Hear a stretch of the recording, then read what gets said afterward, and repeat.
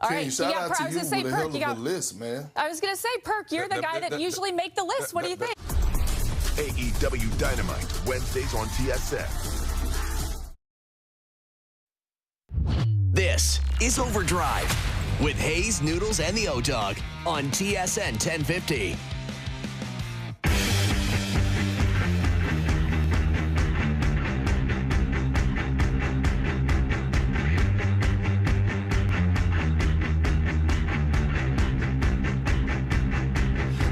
All right, here we go. OverDrive off and running. TSN 1050 on the TSN app, your home smart speaker, up on TSN 5, up on YouTube Live. Brian Hayes, Dave Feschuk, and Dave Naylor in here. Wow, we got Dave Naylor in here. We have not had Dave Naylor in here in a long time. It's great to see you. I used to know this place from 4 to 7 very well. Absolutely. This is the studio that Naylor built. That's right. That's what people have been saying for a long time. Prepped. Or prepped. You definitely prepared it very well. It's still technically intact, although there are some technical issues from time to time. Some quirks. Every once in a while, something comes up, and I still blame you, Dave. Something goes wrong. Naylor used to screw around with this thing. It's been like all the time. You guys, what are you guys? 8 We've years? been 10 years 10 in years the now, afternoon. 10 years yeah. now in the afternoon. Yeah. Oh yeah, because I went for years. You were doing mornings. Yeah, I know it's been. You try to forget that. 8 years. Yeah. Every once in a while, you the forget 3:15 that. alarm still haunts me. Yeah, the mornings they're a grind. You do those every once in a while. Once in a while. Did you ever do morning radio? I have never done it. No. I've been in the industry now 18 or 19 years. I have never done a morning shift. It's ever. Tough. Like I struggled with it. Like there would be like 1 or 2 nights a week that I would be seeing 1:30. You know? Yeah. And there were probably, in the time I did it, 1.5 years, there were probably 5 times I didn't sleep at all. And you just walk in and you just say to the producer, I didn't sleep last night. You know, we'll find a way. We'll find a way. You get the adrenaline going once you get on the air a little bit. A couple nights I slept here. I don't know if I get in trouble with HR for saying that. I did not know that. Well, I mean, didn't you used to have your little cubby with your little quilt and your pillow? No, I did, because sometimes I was here doing a hit on a late Sports Center or the CFL draft here or something like that. Right. And I'm like, I'm not leaving here at 11:15 to get home at 12. I like that idea. As Dave said, I had a little cubby, kept a comforter and a pillow, and I just, at 12 o'clock, marched down to the end there, set the alarm for 4, and go to sleep. I think, why not? I mean, how could anyone complain about that? Like that, you're a trooper. Like they could have been reasonable and said maybe don't work the night before or take the next day off. But you're a grinder and you're working, and you used to do that. Like, you know, radio has changed a lot, clearly, you know, since all of us have been in the industry. But, you know, there was a time not long ago where every market, basically the biggest personality and biggest party animal was whoever the radio guy was in the mornings. Yeah. Like you were at a rock station in Red Deer, the morning guy was welcoming some band into town and partying all night, and then was on the air like 4 hours later. And that was just kind of the way it went. Right? Like radio stations, you had the morning show that drove basically everything. And that, whoever that was, the morning host, morning zoo operator, whatever it happened to be, that guy was a man about town. That is taxing when your life and your work are not in sync. Yes. Yeah, especially if it's like booze involved at night and you're going out and it's like, hey, we got events here, events there, we're representing the station. I could tell. And then the expectation is you got to be on the air the next morning. I got to tell this O-Dog story. So the very first week I was doing morning radio, because you guys went to afternoons, I went to mornings. I'm getting up at 3:15, did it 5 days in a row. And Friday night, I'm, ready to blow off some steam, going downtown, meeting some friends. And I'll never forget this. I'm walking up the subway stairs to the sidewalk, and as soon as I get up, my phone rings, and it's O'Neill. And I answer the phone. I go, hey, what's up? And he says, so how much do you hate your life? That sounds right.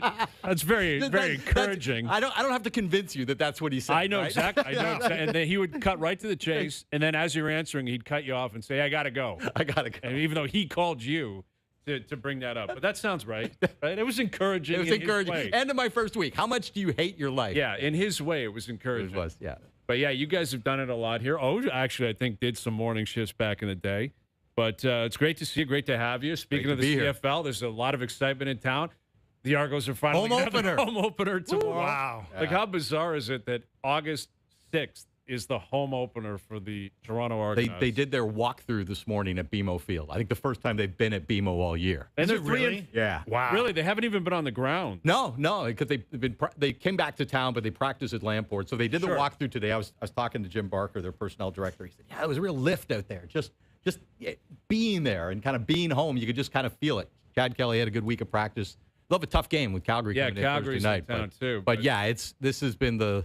It's funny because the way the official record is going to show is not that they played 3 home games on the road. It will show 6 home games, 12 road games. That's the official. Oh, really? Yeah. Even though these have been home games that they've been playing at Hamilton. And that should be the case too, right? It's legit. These are road games. Yeah, absolutely. Yeah. I mean, they there's nothing they could do. The World Cup was going to take precedence, and the city and the province and the country were not going to give the Argos a voice in that. You're leaving, but they've survived. I would say to their credit, they've more than just survived. Yeah, they have. That was the key, right? And they're going to get some, a heavily weighted schedule in the back here with some home games, and they have survived it. But yeah, it's just one more quirk for Canadian football. That Yeah, it plays really 12 is. road games. Yeah, and I guess the BC Lions were uprooted. Yeah, a bit but too. they went to Kelowna, Yeah, and And they kind of called that home. that looked nice. It really did. If as a displacement, man, I like talking to the panel that was out there for 2 weeks. Like they'll want to move there. Yeah, and I know everyone says that about Kelowna. Yeah. Whoever goes out there, Yeah. and them just went out there for the Memorial Cup. And they sold, like, every seat was sold in that place. They get about 18,000 in their temporary stand. So they had good crowds, good atmosphere. I think they won one, lost one. Yeah. And speaking of selling seats, like, I don't know if a stadium ever got as much great publicity as BMO Field got during the Soccer World Cup. I mean, like, every coach that came through town was saying, this is a fabulous venue. It reminds me of the old Premiership stadiums. It's small enough that the fans are right on top of you, but it's big enough that it's still a formidable place. I mean, I don't know. Like, does that kind of add to the mystique of the place in a CFL-y way? I'm not sure it would transfer. I mean, I think it's generally underrated. I do. Like, I know it's not easy to get to. And like, on the World Cup, you have, the drone shots of all these NFL stadiums, and then you have BMO Field. And, Right. From the optics of it, didn't really stand up. But I think it's actually a really good facility. I mean, just the noise contains in there pretty good. You've got a scenic setting. I feel like it's just kind of been underappreciated, and I think it's part of it just because, it was sort of built in stages, right? Like, it was built quickly for the FIFA under 21, right? Like they had like 15 months to build this thing or something. And then it's just kind of built out stage by stage by stage. But I think kind of seeing it come together, maybe we just don't appreciate it as much. But I think it's a terrific spot. I for football. totally agree with you. Yeah. I've never understood any gripes. I love BMO Field. Yeah. I think it's a brilliant facility. Like, it's right on the water. You say it's tricky to get to, which is true in terms of, like, if you start at Union Station. But now the Go Station goes right there. They have a Go Station set up. You can, I don't know if it's like all the time access, but there is access right to exhibition grounds. Once you're there, I mean, it's roomy. There's parking. I know it's a pain in the ass. The Lakeshore is always going to be annoying. Yeah. There's always construction going on. They're always doing different things. But in terms of the ambiance of the city, like the view of the landscape of the city, the CN Tower, you're right there on Lake Ontario. The X, I mean, we're a week away from the X opening up or whatever it is, 2 weeks away. I love BMO Field. I think it's a brilliant, brilliant stadium. Only grass field in the CFL. Exactly. Which is, and That's it pops. the other thing. It pops. Yeah. Like, all these NFL teams have been complaining that, well, they brought in the beautiful grass for the World Cup, and now they're bringing in the turf for us. Yeah. And there's all these injury concerns with guys saying, hey, Oh, turf is not You talk the to players optimal about that. surface. I was talking to some NFL players about that recently because the Bills are going to grass. Right, Their of new course. stadium. Right. Yeah, the new Highmark. Highmark is grass, which never made sense that the old one wasn't. When you have a one-use facility, like What else are you doing? how do you have turf? Like it's not like this is beyond the budgets of NFL teams, but yeah, the Bills thankfully will be going to grass when they play. They got their red-blue scrimmage coming up this Saturday. Yeah, it's coming up quick. First event at the new Highmark. Yeah. Right, because they start on the road week 1, right? And then they play They're at Houston, and then they open on a Thursday night against Detroit. which Yeah. is a great game. Oh, I mean, I don't know if there's much history between those two teams The necessarily. last one they played was in Detroit, and it was one of those crazy, like, 45-40 games where Allen went nuts. Yeah. But it's a great trivia question. First team to play at the new stadium, and it's going to be Detroit, and I think the Lions will be a good team this year.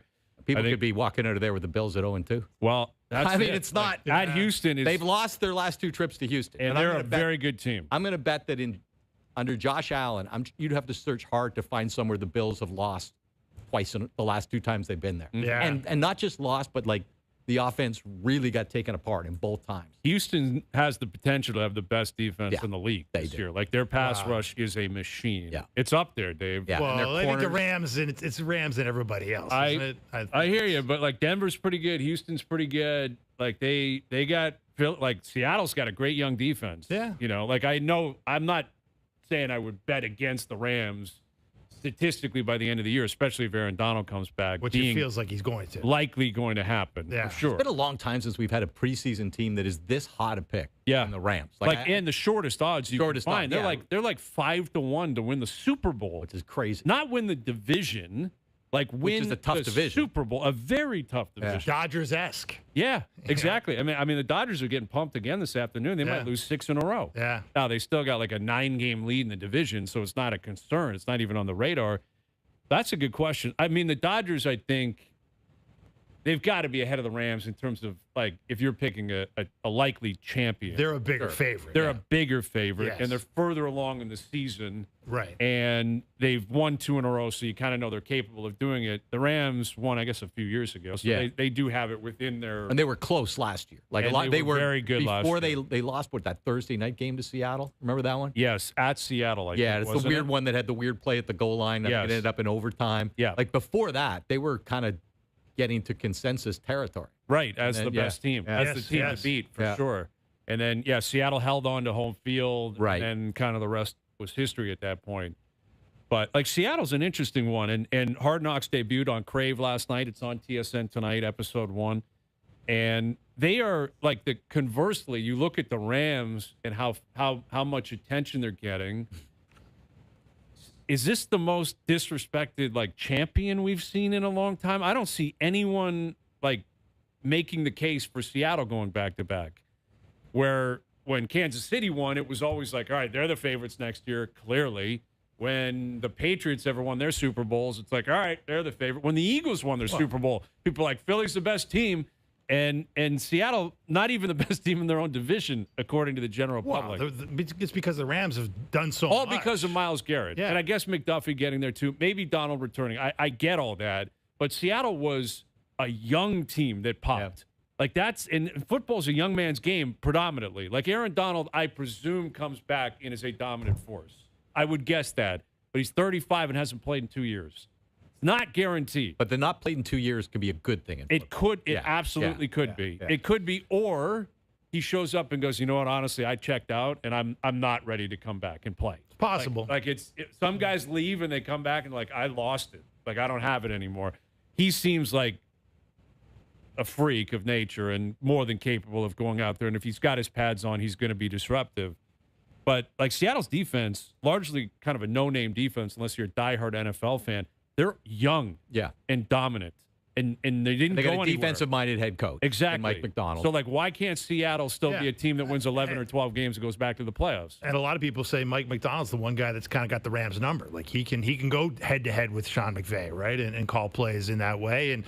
But I mean, when you think about it, though, it's so hard to repeat, right? Like you look at the teams that have repeated, they've had Patrick Mahomes or they've had Tom Brady. Yeah, I think that's part of this is that they got the non-sexy quarterback, right? Like that Sam Darnold is the first quarterback from the 2018 draft class to win a Super Bowl and does it with his fifth team. Fifth. Yeah, think about that. Like, they didn't exactly get him off the scrap heap because he kind of resurrected his career with the Vikings. But I think when they signed him, it was like a decent signing, but it wasn't an ooh-ah, and he's not an ooh-ah player today. And you mentioned those teams that come back and we see, well, how do you stop these guys? It's like you say, it's Patrick Mahomes or Tom Brady or somebody else with the controls that people feel that you're not going to be able to slow down. Brady and Belichick only did it once. One repeat. Yeah, I mean, it's hard to repeat, man. And that was early. They did. It was early, was it? Didn't they do it twice? No, they did it once. Okay. Yeah, they did it once. I was just looking at it. It's such a long And was span, that their like first 7 two, wasn't it? Like, because they did it right off the bat. They won. Yeah, good question. They won in 4 years or something The like that. 2001 season's the first one. That's where they were 14.5-point underdogs to the Rams. I thought they did it twice, Dave, because they did it again later when they won like 3 of 4 against the Rams. Yeah. And then they lost to Philly in that kind of run. But anyway, the point being is you're talking the greatest quarterback of all time and arguably the greatest coach of all time over the span of like 15 years. Yeah, and it was three. It was 3 of 4. It was they won one, then they lost, then they won 2 in a row. Okay, so it was their second and third. Yeah, so there you go. I mean that is how difficult it is to do. And also you look at even the great quarterbacks of all time that have only won one. And I get it's a team game, and I saw the clip on Hard Knocks where Mike McDonald, I think, is doing it was a very compelling speech.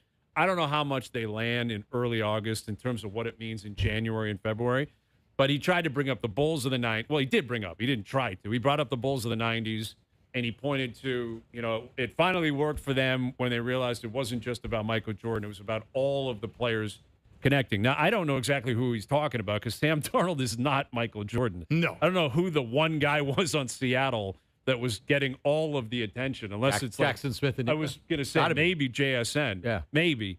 But beyond that, I'm not sure, the connection between the two teams. But he's trying to lean into the teams that go back-to-back. Like, what did they do in order to connect and stay hot and keep going?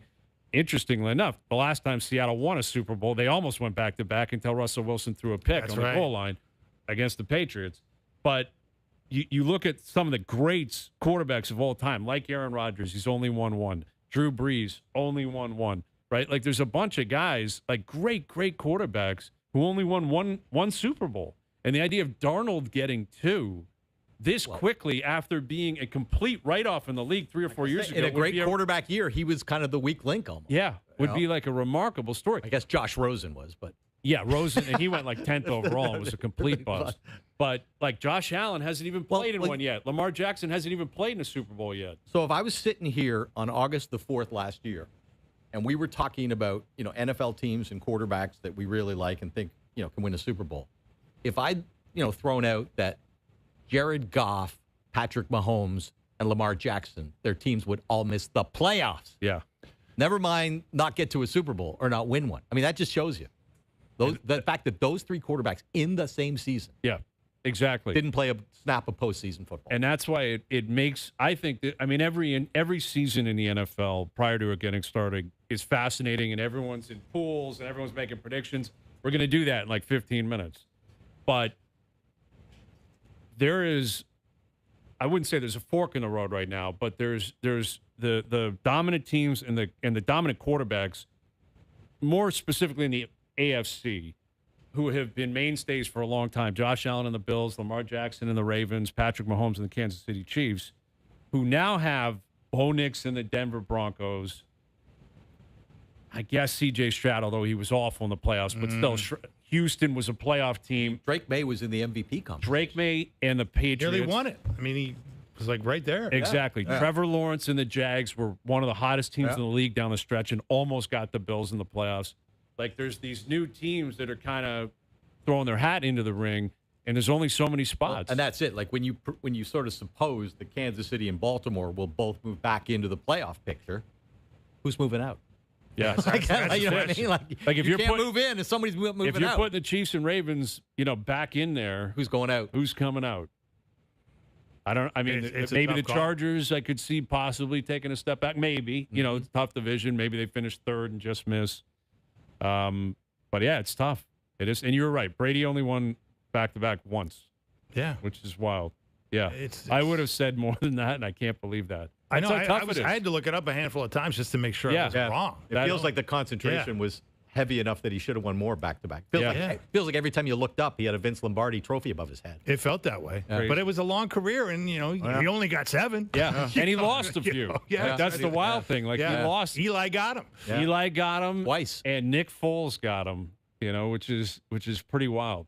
But yeah, again, we talk about the Blue Jays daily, and the last 2 years are a perfect example of what you're getting to, Dave, where last year, 94 wins, they win the division, they go all the way to extra innings of Game 7 of the World Series, and this year they are dreadful, and they've been that way all season long. And it's a lot of the same pieces that got them there a year ago that have let them down this year. They just haven't been able to do it. I don't know, like, that's where it's hard to criticize a general manager. When a guy did something a year ago and he's not at an age where you figure he should drop off. Like, I don't think it's crazy to pencil that in and say, well, this guy should be able to do this. Well, especially with like Vladdy, who now is injured and he's not in the lineup today. And I'm wondering if this is the beginning of the end of The his white season. flag. I wonder if it's the old nicks and bruises. He's tired. Like Schneider said, he's tired last night, which I would think that's more mentally tired than physically tired. Like he plays every day. He's 27 years old. Yeah. Like everyone's a little bit banged up. It's baseball. You're getting paid that amount of money. You got to play. You know, I'm not expecting a Cal Ripken streak out of Vladdy, but I've always given him a ton of credit for the fact that he does want to play, and he does. You got to drag him off the field. And unfortunately, in sports, that's not always the case with everyone, and especially with superstars. There's a lot of guys who they're willing to take themselves out of the lineup. Vladdy has not been that guy in the past, and he deserves credit for that. But tired from what? The criticism, from the self-doubt, from the complete lack of confidence. I'm stinking. And you can't go on the IL with tired, like because you're tired. Like a 15-day General IL. soreness. General soreness, and he's tired. Body soreness. Body soreness. Between the ear soreness. Yeah. That's probably what it is. I mean, this is a real outlier, right? Given his pedigree, his age. The most extreme season I've ever witnessed. Not like he changed teams. Like I've nothing's never changed. seen anything that wasn't age-related, Right. fell off a cliff, Injury related. or injury-related, or maybe contractually related. Now, he may argue, no, it'll fall on deaf ears. Now, That's the only thing that's different. contract's kicked in now. The only The thing that's pressure different. got to me. But, those are always the excuses. He got old, he got hurt, or, maybe he got traded or he moved Yeah, went teams, to a different felt comfortable, situation and or the wasn't as contract was comfortable. Yeah. hanging over him. Yeah. None of that applies here. He's got his deal. He's still in Toronto. He's 27 years old, and he hasn't been hurt. So think of the curiosity that will be hovering over every at-bat he has next April. Oh yeah, Yeah. All spring training, the entire spring training, it's going to be how's Vladdy look? How's Vladdy look? Is Vladdy going to bounce back? But I do think, look, I think you're right, Naylor. You can't really criticize the management. Their off-season moves have actually panned out pretty good. The additions worked. Yeah, basically they have. Yeah. But I will say this, there was a reason they didn't sign Vladdy for all those years. How many times do we have the conversation on this show? When are they going to sign Vladdy? When are they going to give him the long extension? And we all know the reason why they didn't, because they were worried that he wasn't worth it. They were worried that he was more mediocre than star, that he was more average than superstar. And yeah, that narrative got pretty tired when he was ripping apart the playoffs last year and doing what he did. But it was the persistent narrative for the 3 years probably leading up to that point, right? Yes. And he had the one really great year with the 48 homers, but he had a lot of in-between years where that weren't particularly great, that wouldn't really signify a guy who was worth a $500 million commitment. And suddenly, they gave him the $500 million. And it was like, well, you guys seem like you didn't want to do that for an awfully long time. And then you did. Probably because of the certain pressures about, renovating a stadium and, wanting to fill seats that you had to fill. And those are all good reasons commercially. But athletically, I'm not sure they were ever convinced he was worth $500 million. And now he's kind of showing that maybe he's not. Yeah, I would not be surprised at all if Shapiro and Atkins very quietly feel somewhat vindicated here. Like, again, they would say quietly. They're not saying that publicly, but if they're like, our on-the-field analysis was this guy. And $500 million was always crazy money. Yeah. Just like and Soto. In baseball, it's guaranteed. Yes, which is Ohtani's different because you're dragging Japan into your market, and you're going to make it back. And he's as Pays for proven, itself. he's as proven as anybody exactly. could be. And he has been As anybody brilliant. could Like be. back-to-back MVPs, World Series, both times he's been there. It's just the perfect investment. Soto has played well, but the team stinks. But commercially, and I think even the ownership might step in and say, you can think what you think, analytically and based on performance, and that's ultimately why you guys are here, the GM and the president, to tell me, the owner, who you think is the best team that can help me win more games and make more money. But I don't think the owners having buyer's remorse yet, because Vladdy is why they made so much money last year still. Oh, yeah. Like they made more money in that run probably than they did those teams in the early 90s. Mm-hmm. Maybe if you bring inflation, like I know they didn't win, but they still played just as many games. Yeah. They played more because you get the wild card now. Yeah. And you got the DS now. Like they didn't have that stuff in the early 90s. So they actually played more games, got more home gate, and got just as much bang for your buck as those teams in the early 90s. You went to Game 6. They went to Game 7. You're right. So Vladdy still is probably looking at the owner and saying, hey, I know I got to pull my weight here. But you made a lot of money last year. Yeah, and then let's not forget, like a lot of people said, that when it came to the narrative of why that team played as well as it did, a lot of people were pointing to the fact that once Vladdy got paid, everybody felt good about everything, and everybody sort of kicked into gear. And I'm not sure how true that is, but there was a feeling that, hey, it was like this vote of confidence. Like this is an ownership that's going to invest, and this is a serious contending team, and you better act accordingly. And whether or not that's true, they played like a serious contending team last year, right? Absolutely. And so you can't take that away from them. But it's an interesting thing. Like how much was it about the owners saying we got to sign this guy? How much was it about management pushing back and needing to push back more? Maybe if they didn't think he was worth the commitment, but they got him now, and now you got to work with it. And now exactly. you got to just hope for the bounce back. You wonder, like, what if this had happened a little earlier, like before he signed the deal, right? And then like, what do you do then? And I mean, I guess it depends on how long it goes. But I was saying to you guys off air, like it reminds me different because the scale of the contract is totally different. But it reminds me a little bit what happened with Ricky Romero. Like he was their number one, right? He was the guy they were going to ride for a decade, and then the control issues, like all of a sudden couldn't find the strike zone, and then one year they announced at the end of spring training, we're leaving him in Dunedin to figure it out, kind of, and it never ever came back. Yeah, a guy who was right in the heart of his prime.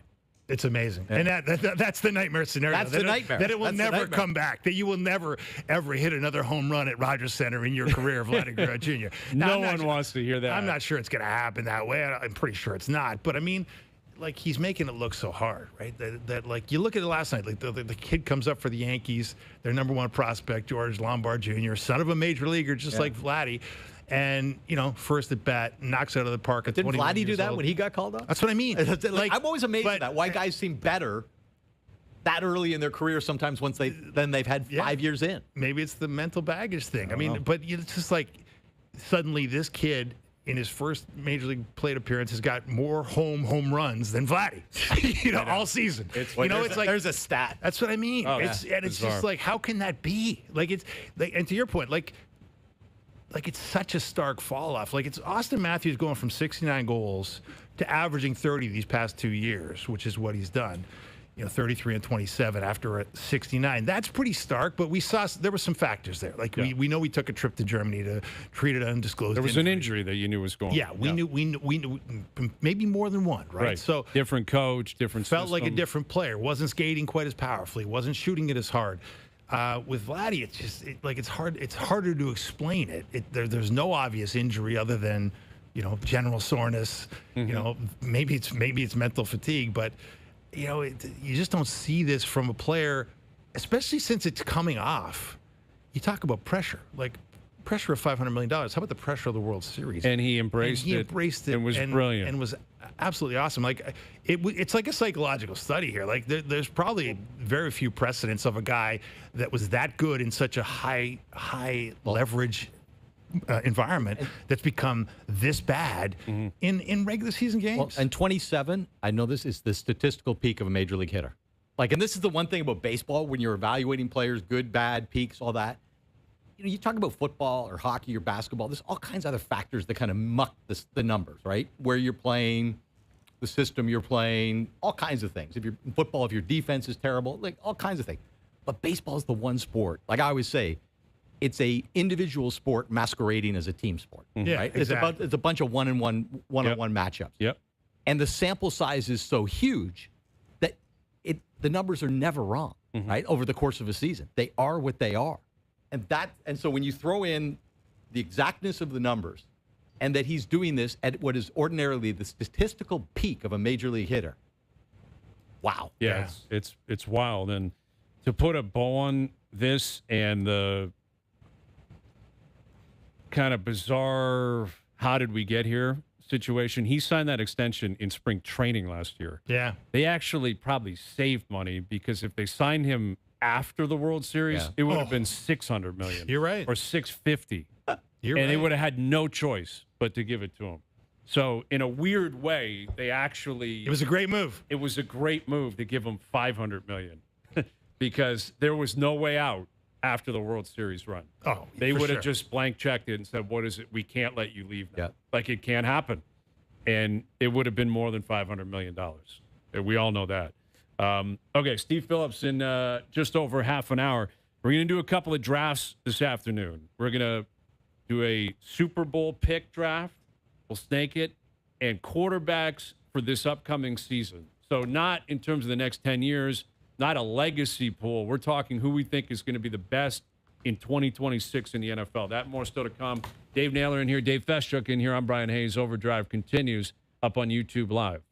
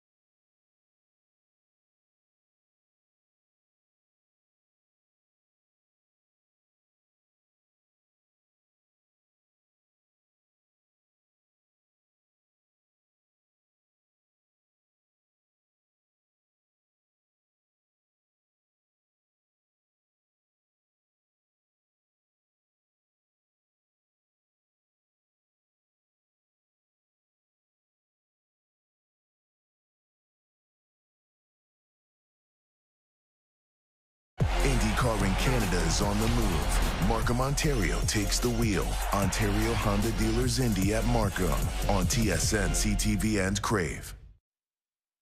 Now, back to OverDrive with Hayes, Noodles, and the O-Dog. All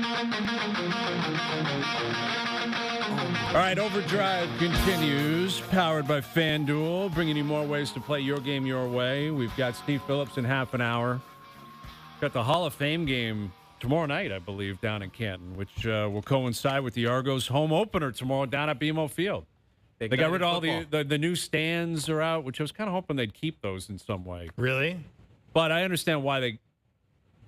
I mean, you got to get rid of them. They're not. I don't think the engineering was necessarily top notch beyond getting through the tournament. Dude, they got through it though. Like with that Portugal-Croatia game, like it was rocking in there. I thought if these stands were ever going to fall over, it's going to be right now. Yes. Like that was such a crazy game. And they barely, like, they weren't even wobbling. Like I was It right worked. there. I was in there, man. Listen, they got it done. Give the engineers credit. 100%. It looked completely spindly and like it had no chance of standing up through the entire World Cup, and it held up. Right, because I was down there in the winter time and you see them kind of like chipping away at him. Like, I don't know what's going on here.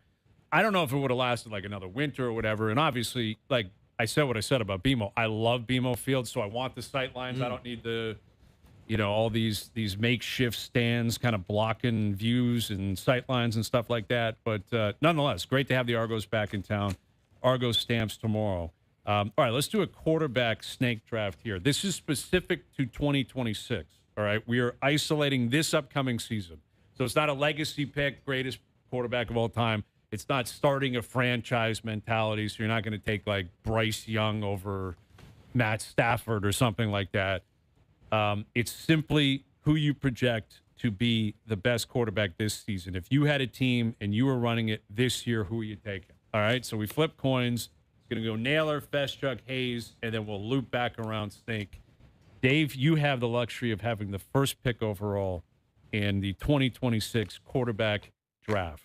Go ahead. It is impossible for me not to take the guy that I have the privilege to watch most every week and do some amazing things, who has still never been to a Super Bowl, but is one of the great playoff performers of all time, one of the great regular season performers of all time. I am taking Joshua Allen. Taking Josh Allen. I can't blame you on that. I mean, I can't blame you on that. That would be my pick. Look, I mean, I grew up, going to the parking lot at Orchard Park. I mean, I got a soft spot in my heart for that man and that team and that new stadium. I'm looking forward to getting in there. But he's never been to a Super Bowl, Dave. Last year was the year he had the road was laid out, and they still couldn't get it down the road. I mean, look, I think it's fair to blame the Bills' defense for the multiple times that the Josh Allen-led teams have not got to a Super Bowl. That said, the play right before halftime in the divisional game against Denver, where he did that wacky 100%. thing and coughed the ball up. I mean, it's the worst play. It's the worst play in Josh Allen's career. Yeah. Individually, and if you take in the context and the situation, he gave away 3 points. It was so right stupid. before halftime, and then they go to overtime and lose. Well, I would argue. Listen, they had a lead in that game. Let's not forget. Yeah. And he couldn't close them. Was it Knox he overthrew? I think it was. I believe it was Dawson Knox. That ends the game. Yeah. That ends the game. That was not his finest playoff performance. No, but at he the was same not time, good. They still put up how many? They ended up putting up points, and I hear you, but they were also in the red zone late in the game, led to a field goal instead of a touchdown that would have closed it. I think it was Knox he had wide open. I think you're right. And he missed them. Like that was not a good performance for Josh Allen. And that's my concern. That's why if I was in your seat, I wouldn't have done that, Dave. Okay, well, now you have the luxury of everyone else available to you, Dave. Well, I'm taking the guy that's proven. I know he's coming off on one leg. I know he's coming off a knee injury, but he's Patrick Mahomes. He is the super athlete. When's the last time their offense was super top 5 athletes. in the NFL? Look, I'm just That's telling what you. concerns me. Although you're the talking thing. quarterback here. I'm talking about quarterbacks. I'm talking about the guy that I would want to lead my team if I had the choice of anybody in the league. And this guy, to me, it's not even close. Like, he's been to 5. He's won 3. He's made every play he's ever needed to make. And I think when you get to this point, guys, like, to me, it's like, yeah, you can blame the defense. You can blame this, that, the coordinator. Blame the head coach. Fire the head coach. Yeah, as the Bills and just their did. personnel around him is For sure. locked. They've never had weapons, and maybe more will change that this year. Josh Allen can hope it does. But, I mean, it does come down to, like, did you find a way? And I think there's a lot of games where Patrick Mahomes has led the Chiefs to victory, where they had no business winning, and he found a way. Yes. And he did it himself in a lot of ways. Like he just made plays that nobody else in the world can make. So I'll take my chances on the reconstruction of the knee, and I will take my chances with Patrick Mahomes. I think that's fair. I mean, he's the best quarterback of this generation, and I love Josh Allen. I love watching him play. I find him to be the most entertaining player, maybe in sports. I've said that many times. He is a one-man show. Mahomes isn't far behind, but you're right in terms of the clutch element, his ability. People complain all the time, well, they throw flags easily, he dives, whatever. Listen, he's playing a game, right? Go talk to the refs, go talk to the NFL. Mahomes does what he has to when the ball is spiked, and I am fascinated to see what he looks like this year, because the previous 7 years of his career, I believe, they went to the AFC Championship game every single time. It's insane. At a minimum, they went to the AFC Championship game. It's not a coincidence. It's not a coincidence, and now he's back, but coming off major surgery, the offense is not great down there. No. Like Kelsey's, I think he might be done. Like he might be done. I don't like the wideouts there. It feels like kind of a Derek Jeter season. Yes. Like, what are you doing here? Like, why are you still playing? Yeah. Anyway, but it's we're the talking right about pick. quarterbacks. It's we're the right talking about pick. quarterbacks. It's the right pick. I am going to go with the reigning MVP, Matthew Stafford, because like the way he had one of the most efficient seasons in NFL history last year. He had an Aaron Rodgers in his prime season. He threw like a 45 touchdowns or something, and he didn't throw any picks. Like, and his completion rate was through the roof, and he's a classic, like, pocket passer, old school guy. Your two guys will run. I don't know how much Mahomes is going to run anymore. It's not that he's a burner, but he can get outside of the pocket. I have a soft spot for an old guy that's just going to sling, and that's what Stafford's going to do. And if we're talking about the team he's on, like with Nakua and Adams and a really good offensive line, McVay's his coach, I think he's going to have a great year again. I really do. I think Stafford's going to have another great year.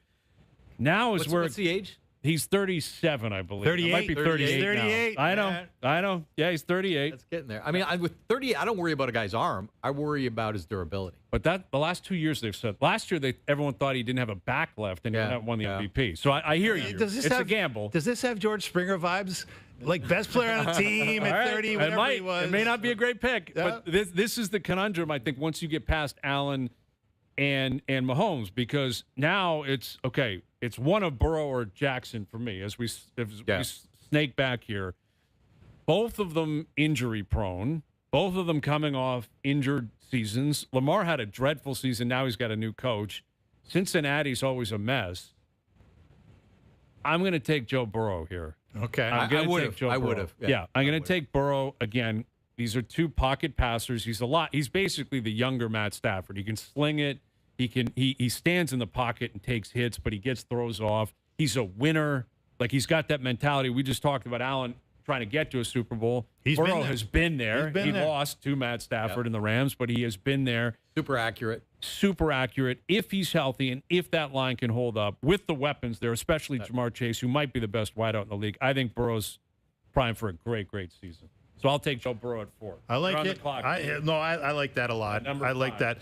Look, I mean, I may regret this, but the talent is undeniable with Lamar Jackson. Yes, it is. And there's a weird thing going on there where they haven't paid him yet, even though they damn well should pay him, because they can't franchise tag him, right? He's going to walk to free agency if they don't get this deal done. But I just feel like he's this guy that just stands on his own. He's his own agent. He's his own man. He's as unconventional as they come.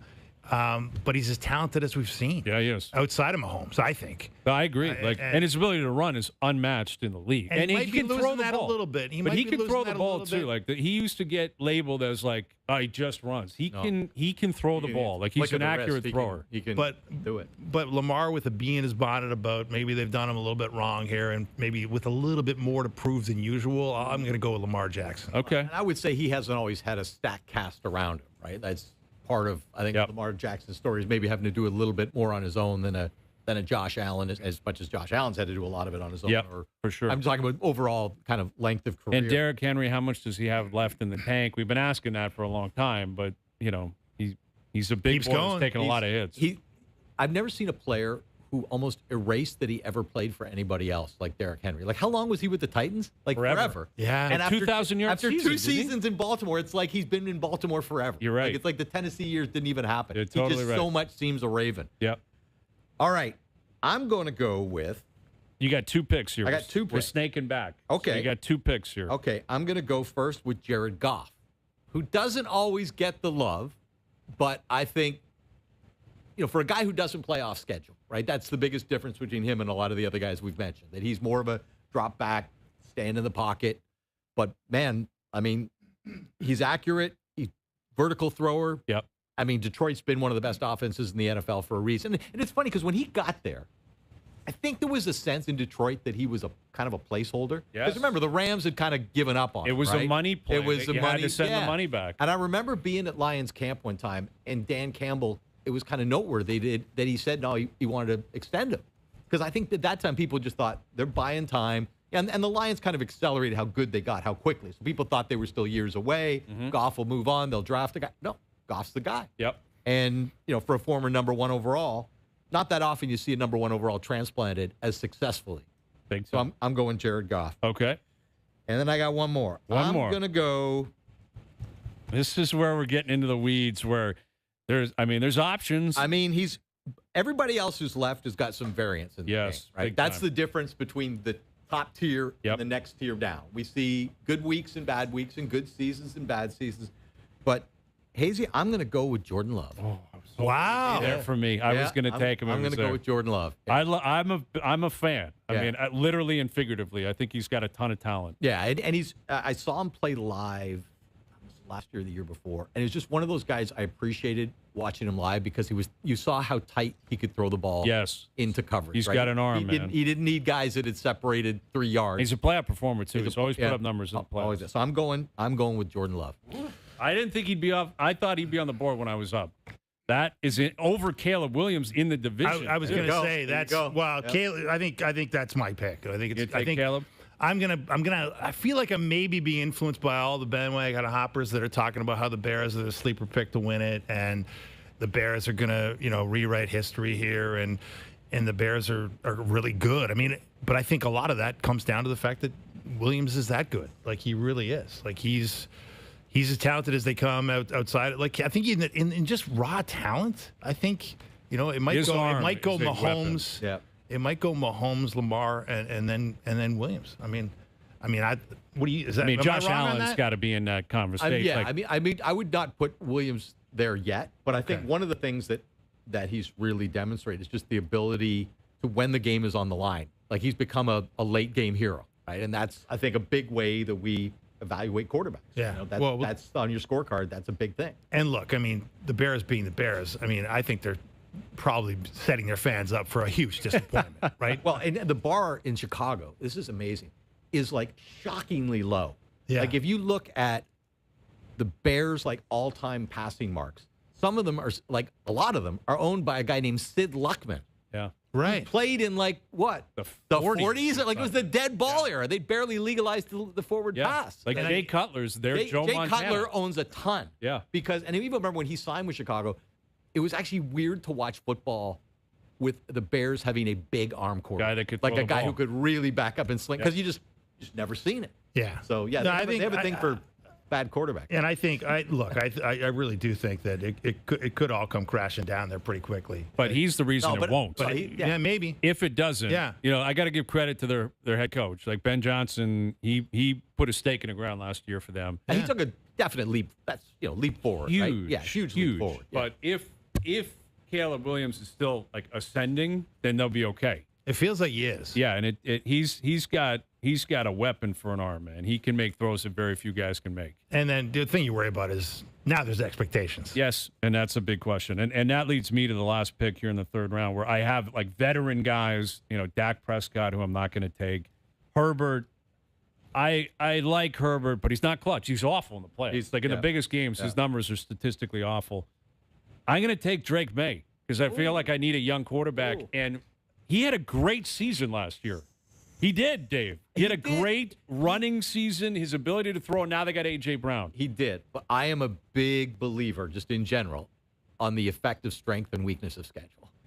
They had a weak They one last had a year. weak schedule. They had a weak and one. they had a weak playoff schedule until they got to San Francisco. still got and the faced job Seattle. done. Like He I was still got the job actually done. glad for the NFL that he didn't win the MVP because if that had been Yeah. the MVP running around on the field in the Super Bowl, you'd be like, it was a "Are you terrible kidding me?" playoff performance. Yeah, it was not in the good. Super Bowl. Now It was the not whole team was awful. Vrabel was terrible. Everything. Yeah. But they got some weapons there. Now you got Brown. He's Yeah. a young guy that you Yeah, got to give him a chance to grow. You think Caleb Williams is going to keep growing? Yeah. Drake May is going to Yeah, probably. he didn't learn have a from great that. receiving core last year. No, by no means. Again, I get it. It's the 9th pick of this draft. I'm going to take a flyer on a younger guy who I think has still room to grow. So there you go. All right. We'll do some Super Bowl drafting a little bit later on as well. We got Steve Phillips coming up in about 15 minutes. Overdrive continues. TSN 1050 and on TSN 5.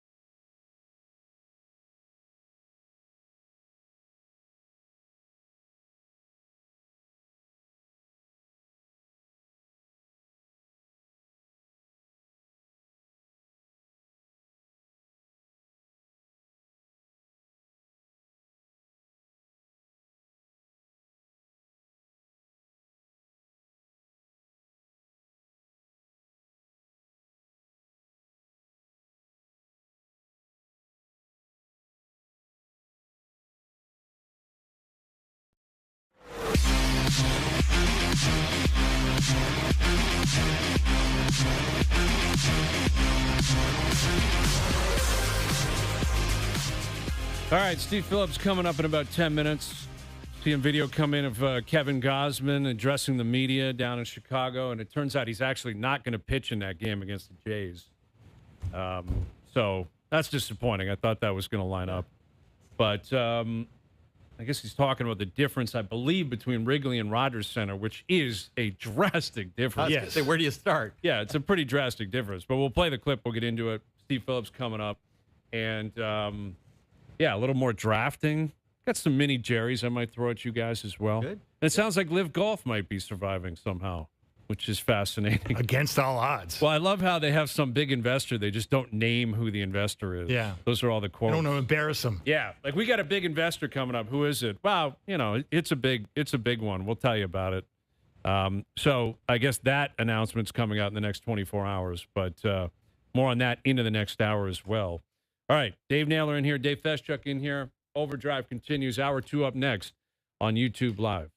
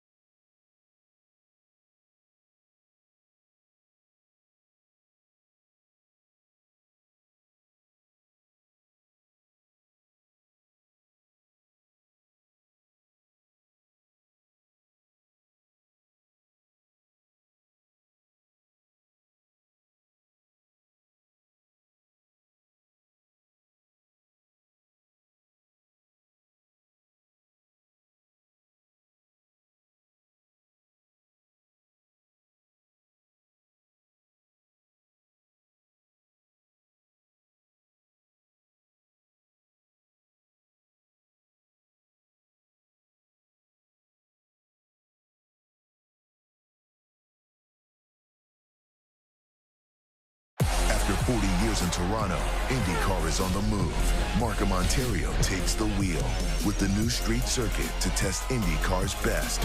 Ontario Honda Dealers Indy at Markham on TSN, CTV, and Crave. This is OverDrive with Hayes, Noodles, and the O-Dog on TSN 1050.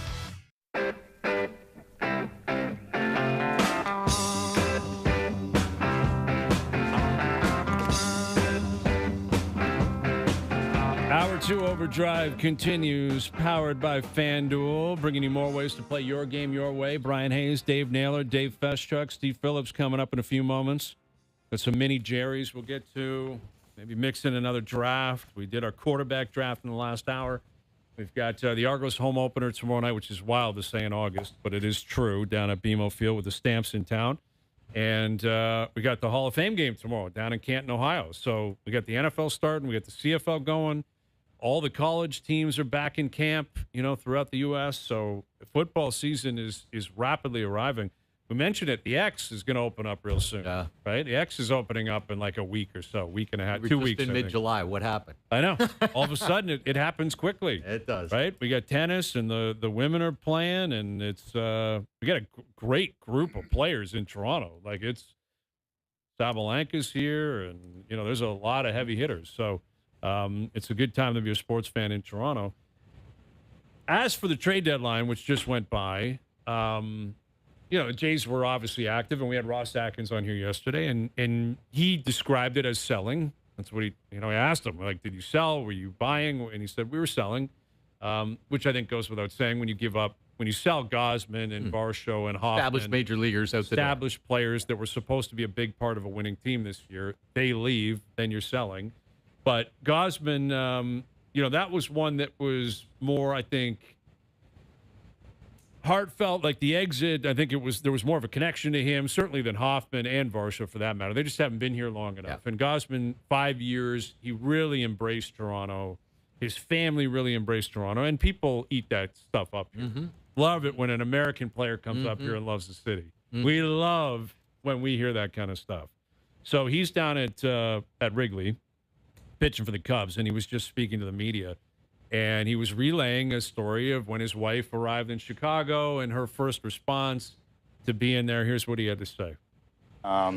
It's funny. My wife is the first time she's been here, and after the first day she was here, she said it's so different than Toronto. And I was like, yeah, the focus is baseball. It's real grass. It's outside. So there's a lot of different things than what we're used to, but we're excited for all the. So what does that mean? Focus is baseball. I think it's very simple, personally. I'm going to read the mind of Kevin Gosman and his wife, for that matter. Wrigley is kind of a dump, and the Rogers Center. Dump. Yeah, I love Wrigley Field. Yeah. I love it. If to sit in the stands is great, but the wives and families don't sit in the stands. They sit in luxury suites, and I would guess that's what Gosman's saying, and that his wife is. It's not about Chicago versus Toronto, or hey, we're an American city versus Canadian. I get the impression with the renovations at the Rogers Center, it was A+++ accommodations. Yes, for the families, which is great, and I think the Blue Jays clearly invested in that, and we're like, we can really, we can gain something, which I believe they have. You can't do that at Wrigley. Do they have luxury suites? If they do, what do they look like? What is the experience at Wrigley Field? Yeah, exactly. Yeah. I don't think it is in comparison to what the Rogers Center can offer. And the Rogers Center is about the DJ and the music. Wrigley is purely baseball. It's history and baseball, and it's Wrigleyville, and you're going there and you're having pints and you're sitting outside, and they play a lot of day games, and that's what it is. First time I went there, they didn't have lights. That's right. They didn't play a night game until like the late 80s. Yeah, I went there for the first time in '86. So there you go. And it was like the classic Wrigley day. Sat in the outfield. Brilliant. Brilliant stuff. Just like I'd always imagined it. It's an awesome game. Yeah. So I don't think it was disparaging to, like, personally. I mean, maybe you guys see it differently. I don't think Gosman was saying, well, they know baseball and love it here, and they don't know it or love it in Toronto. I think it was more said the it's park. so different than Toronto. I'm a little more curious. You're curious about that? Okay. Yeah. I mean, that is interesting. I mean, because a lot of people don't say that when you're referring to when you say something like that, it's so different than whatever. You're usually not talking about that one in the positive light.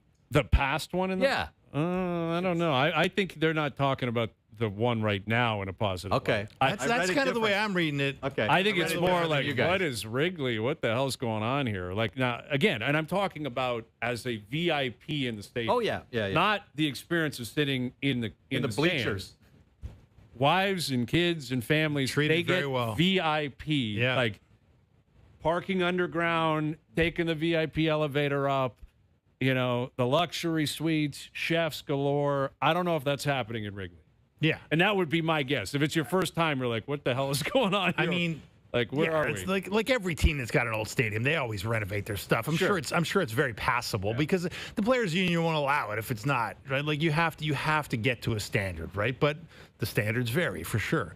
But I mean, it'll be interesting to see like him elaborate on this because you can certainly read it as like this is real baseball. Like this, That's kind of how I we took ain't it. playing on no carpet, We're not in a and plastic it ain't some dome. drinking holes for all the kids that live down in the condos near Skydome. Yeah. This is people are here to see the game. They're not here to hang around on a patio and mingle with their pals. This is a baseball event. It's not a social event or a business event. As Toronto is often accused of being. Wrigley is pretty famous for people being blackout by like the fifth inning. Like, let's not pretend that's like fair. it's Cooperstown. I mean, I'm not saying that. I'm just saying they got the ivy and the bricks and the which is valid. and the The grass Rogers Center and the is still history. they have done it as well as they could with the renovations. Yeah. I think they did a brilliant job. It's still concrete and not grass. Yeah. Like that is a Multi-purpose reality. and multi-purpose. 100%. Where Wrigley is The baseball.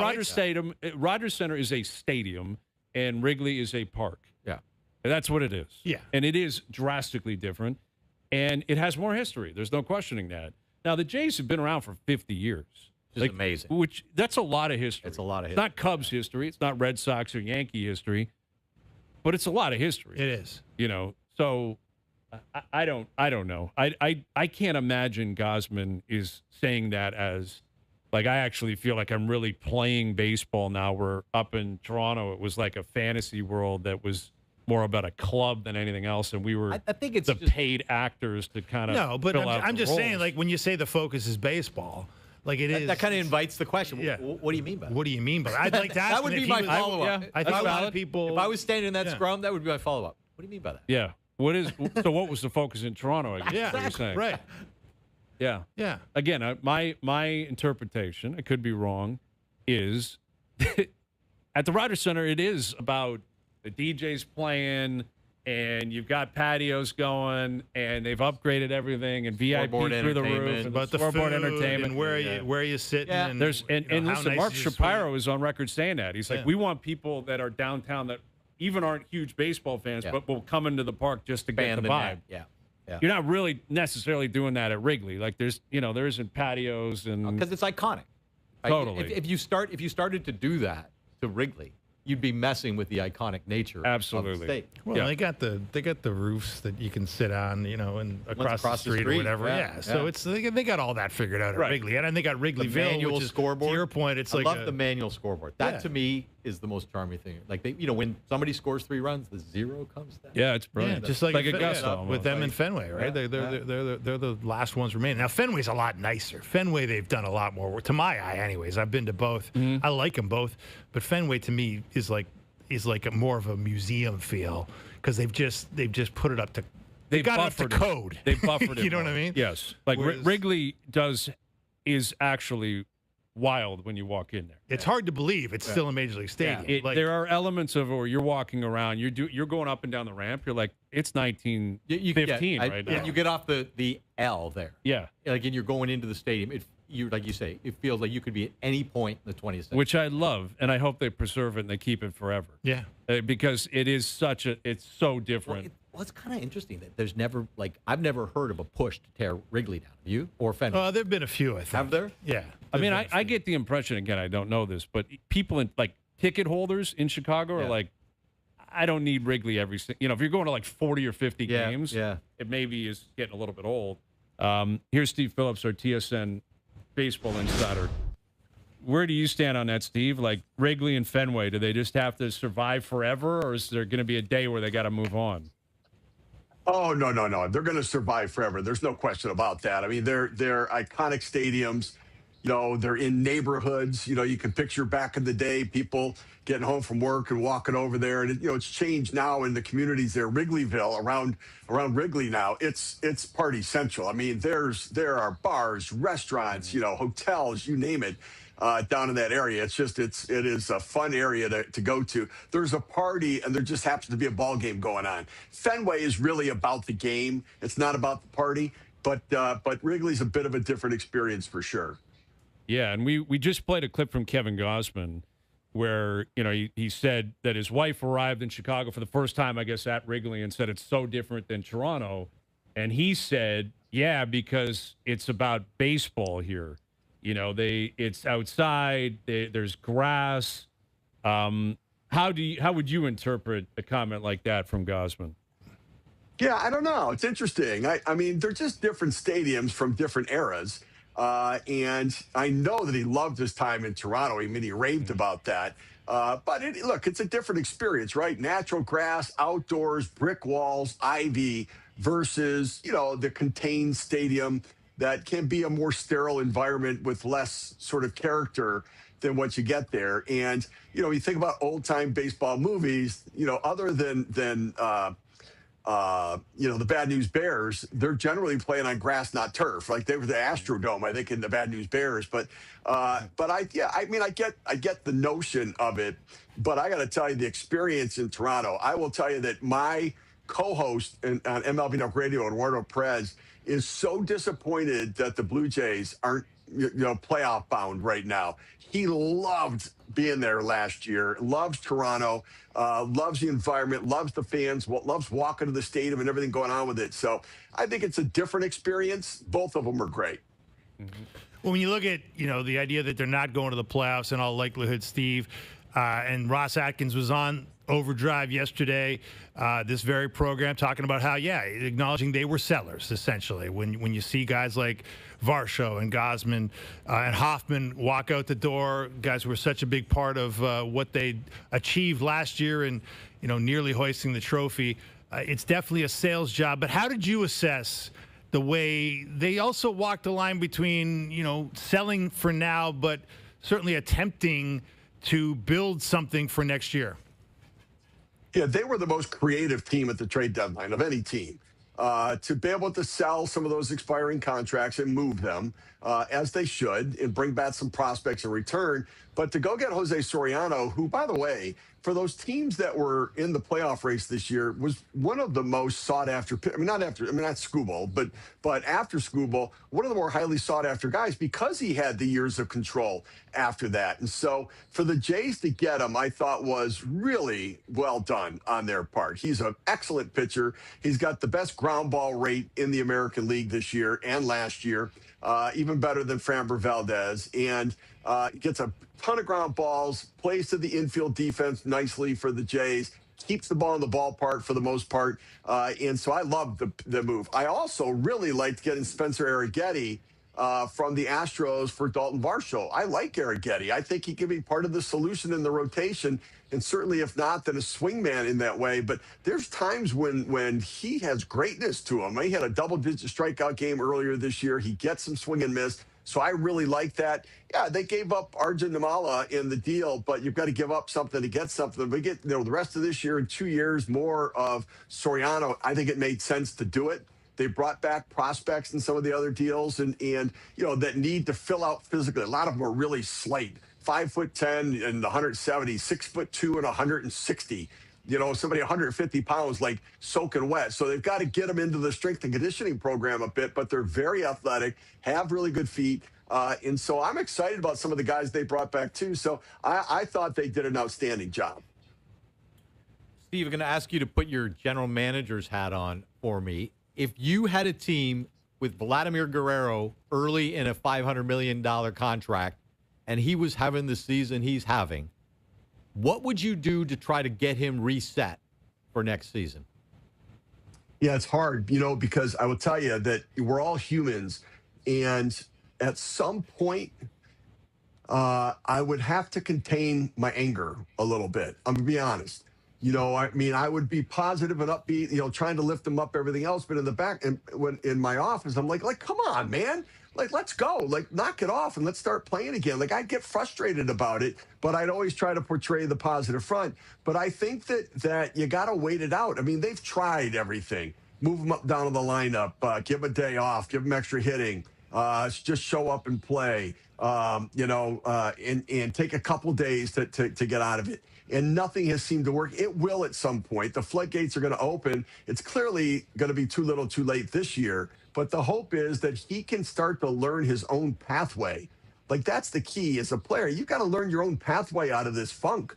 It can't be that I have to nudge you out of it. You've got to figure out how to nudge yourself out of it. I thought he had already gotten to that point, right? That he is mature enough to do it.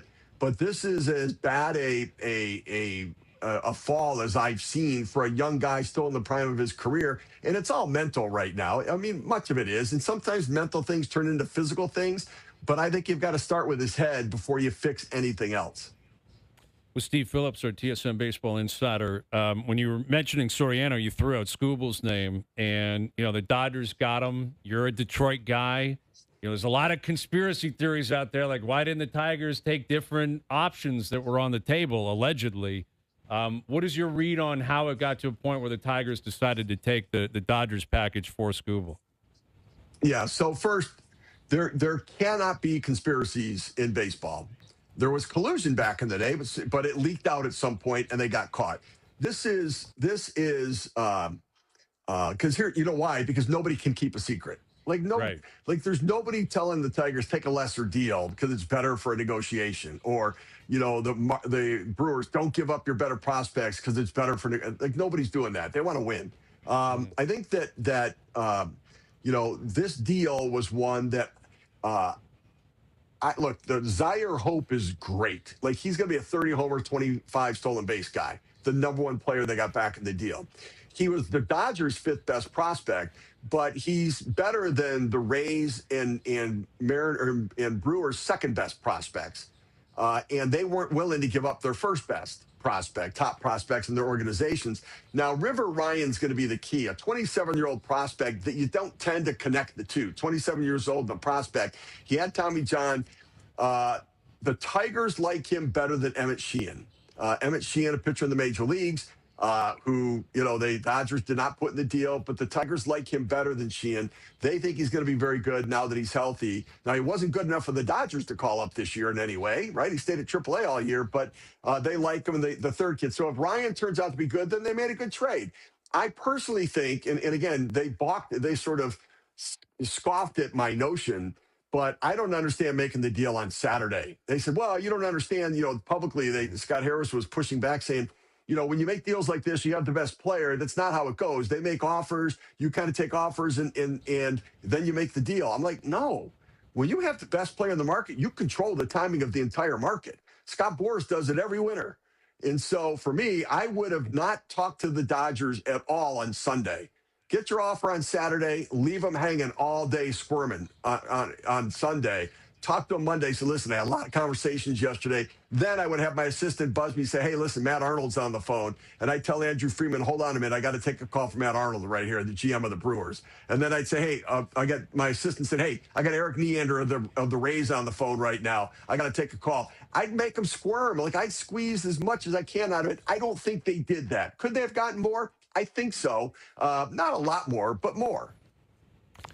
Well, it sets up the Dodgers to be a team that I think the rest of the league was rooting against to begin with. It just makes it even more extreme. Yet it makes them even better than they already were. Like if you get Skubal, Yamamoto into whoever, Ohtani if he's pitching, Snell if he's pitching, it doesn't really matter. I mean, if that's your 1-2 punch to start a series, I don't see how anyone's going to stop that. Yet they're currently literally losing in Chicago. They just put 5 runs on the board in the 8th. Ohtani hit his second home run of the day. But they had lost 5 in a row going into this game. If they lose, it's 6 in a row. Their bullpen has been leaky. I mean, is there a case to be made to take the field versus the Dodgers winning the World Series?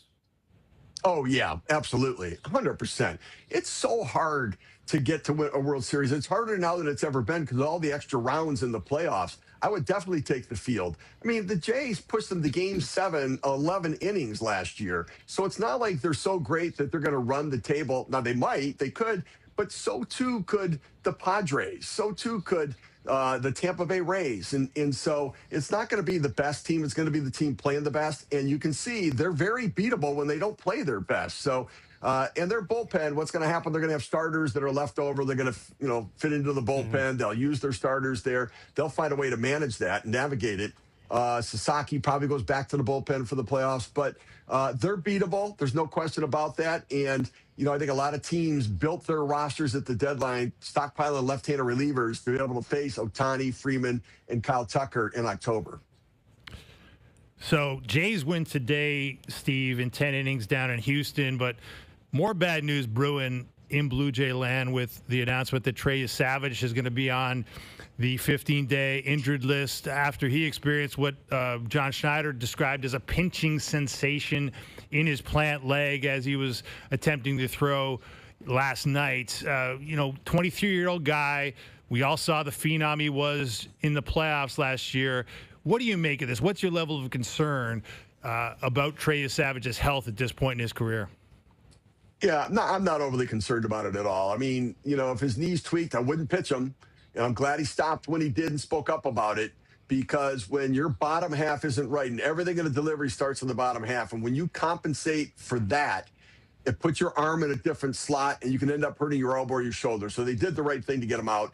And I would, we'll let it play out if he needs to get it scoped. I mean, it's not like he has a torn ACL. He's probably got some meniscus tear. If that's, that's typically, I had it 4 times and it pinches and you get it fixed and then you're good to go. So long-term, not concerned. Short-term, they obviously need to be cautious with him because right now, there's not a whole lot to play for. It doesn't feel like, look, unless they go on a run here, and they can. But right now, I wouldn't worry too much about it long-term. Yeah, we were discussing that yesterday, like the likelihood of them. Like, I don't know what kind of run is in them, but do they have a winning record the rest of the year starting from the trade deadline? And I'm curious where you stand on that, considering I'm not sure they're a worse team, like post-trade deadline, especially with Soriano here. If he's going to join the rotation is better. But if Savage is hurt and not playing, who knows what's going to happen with Vladdy. Are you a believer that, like, once you mentally check out, that can be a positive in a way now that the pressure's off them? Well, or could you see it getting worse?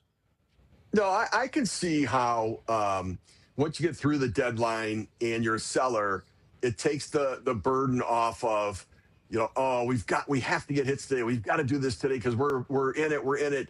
And you kind of just relax a little bit. And that's what they've needed to do. When you're struggling, the tendency is to try harder. And that gets you into deeper holes. And so now they're not going to, over-try. They're going to try, but they're not going to over-try. And that may actually unleash the beast a little bit for them moving forward. And could it get them back into it? Maybe, because this whole thing is falling back to the pack in it. And so I don't think they will. I think that Savage's injury is not a great one. The other thing is, with that deal with the Dodgers, I would have said, give me Eric Lauer back. They don't need Eric Lauer. Right. Give me Eric Lauer back in the deal if I'm the Tigers, and put him in the rotations. Get the 3 guys, but they say, hey, listen, this guy's inconsequential to you right now. Let me take Lauer if I'm in Detroit and still try to make a run the rest of the year with it. At least I would have done that if I were Scott Harris and the Tigers. Yeah, I would have loved to have seen Lauer's reaction when Scuba got acquired. Oh, man. He pitched today and he got blown up, too. You just wonder if now he's like, I'm done. I know I'm done. They're not going to have a spot for me. But, he kind of did for the Dodgers in a way, not to the same extreme as what he did for the Jays last year, but he was very good for the Dodgers. He was really good for the Jays, and he did factor into their playoffs. Oh, yeah. He was a bullpen arm at times. So we'll see what happens with him and the Dodgers. All right, Steve, great stuff, buddy. Thank you for doing this. We'll do it again soon. You bet, guys. Always my pleasure. There he is, Steve Phillips, our TSN Baseball Insider, joining us here on the Maple Toyota Hotline. It's time to Toyota. Check out the Toyota Tacoma and Toyota Tundra pickup trucks, both available as hybrids. Maple Toyota, right near Canada's Wonderland of the Maple Auto Mall. Eric Lauer, he just can't catch a break, man, because he's been good for the Dodgers. Like, he has been good. Again, today he went 4 innings. He gave up 6 earned. He got hit. Couple of home runs, 11 hits. Man, he got hit hard. Yeah. Actually, he got hit a lot. But you do wonder mentally, like we always say, these are humans, and if he's looking at it like, great, Scooble's here, I'm toast. You don't think that's got something to do with it? You got to think it had something to do with it. I'm done, and I know I'm not going to be a part of this. And it's like, what is like when is enough, right? Like if you're on that staff, you're thinking we're the best team in baseball by a mile. Like now we got to go and get this guy. Yeah. Like what about our contributions to get us to this point? And look, I share the view that the economics of baseball are not about the competitive balance issue, but at the same time, like watching the Dodgers kind of just on top of championships, and if they do end up marching to win this year, I mean the Yankees were kind of that team at another point, in the 20 years ago or whatever. Yep. But the one thing about the Yankees, I would say at least that edition of the Yankees was mostly homegrown guys. Mm-hmm. Like they were adding key free agents, things like that. But the real core of that team was home developed. Yeah. It wasn't like the Yankee teams of the 70s that were Right. basically exclusive free agents. As soon as Right. free agency came in, they just went nuts. Mm-hmm. So no, you're right. It was Jeter and Posada and Williams and Pettit and Rivera and like those guys were all Yankees. All Yankees. All homegrown. All Yeah. homegrown, yeah. Yeah, no. With an owner who had a reputation for sometimes not wanting to spend, like Steinbrenner would, but he didn't always. you know? No, absolutely. And but But it's that's why you amazing, look at the Dodgers. You look at a guy like Will Smith, who like probably has a real special spot in the heart of Dodger fans, and he happened to hit the World Series winning home run in the end. But not that you don't love Ohtani or Freeman or Betts or Ohtani, all these guys, but there are a couple homegrown players there. It feels like people don't like the Dodgers as a brand are not I hate the Dodgers brand. You know what I mean? I feel like if this was the Yankees, it would bother people more. Mm-hmm. Just because, especially on the East Coast. Yeah, for exactly. Sure. The evil empire of the Yankees. The Dodgers don't have that aura. Yes, and I don't think it gets under people's skin to the same degree that if it was the Yankees. Well, and the reality is over the last 10, 12, 13 years, Houston has been just as good and successful. Yeah. People hated them. People booed them. But they did now because they cheated. Another reason, yeah. But they made the playoffs every single year, won the World Series multiple times, went to the World Series, and got caught cheating. In 17. Yeah. But can't take that away from them. They never did. No, right? they did. They didn't take anything away from them. them. Take the banner down. No, they didn't. All right, we got mini Jerry's coming up. Best bets coming up as well. OverDrive continues on YouTube Live.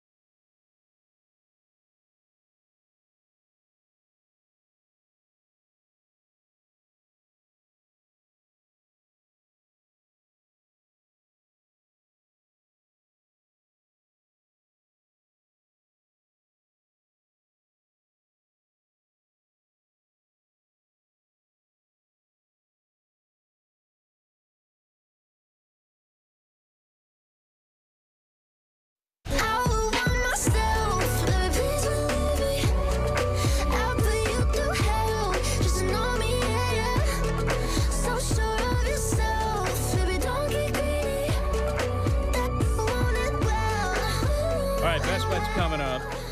Try to sneak in a Super Bowl pick snake draft. Just a couple rounds. Keep it reasonable. We'll get to that in a few moments. But I have a couple of mini Jerrys.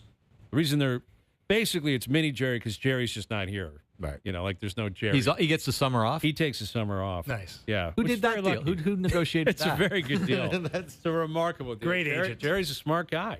Yeah. He always has been. And so he doesn't waste time in July and August, but he'll be back in September full time. But he did send these in via email. Okay, which is very nice. from his vacation, Wherever he lakeside happens somewhere. to be. Yeah, I don't know, his Hyannisport or something like that. I don't know where. Maybe he's in the Hamptons, Jerry. This is where he started because we've been talking a lot of NFL today. Yeah, and a lot of football in general. Many Jerry's that Patrick Mahomes finishes top 3 in MVP voting or consensus top 3 MVP season. Well, considering he's the number 1 quarterback on my roster, thanks to our great snake draft, I got this really high. Like this is close to a stone cold lock. Really? Yeah. This is close to the renaissance of Patrick Mahomes is right there. It's not a sure thing because as you guys pointed out, there's some concerns about the people around him. Yes. Right? Including Mr. Kelsey and what he's got left after his summer wedding of some renown and on down the list. But and do they have enough weapons? But I still think he's that good. Mm-hmm. And Andy Reid is no dummy. No. And they still got to a Super Bowl, a season before last. I'm going to go 79%. That's pretty high. Wow. There's a lot of good players in the league. It's a quarterback award, effectively. Yeah, it has become that because of the way the game has gone. Well, I mean, to be a top 3 MVP, I think you got to have a top 3 offense. Mm-hmm. And I'm not sure the Chiefs have a top 3 offense. So I'm going to go a different direction on this one. I'm going to say, I love how you guys do this. Always get very specific. Yeah. 29%. There you go. Good job.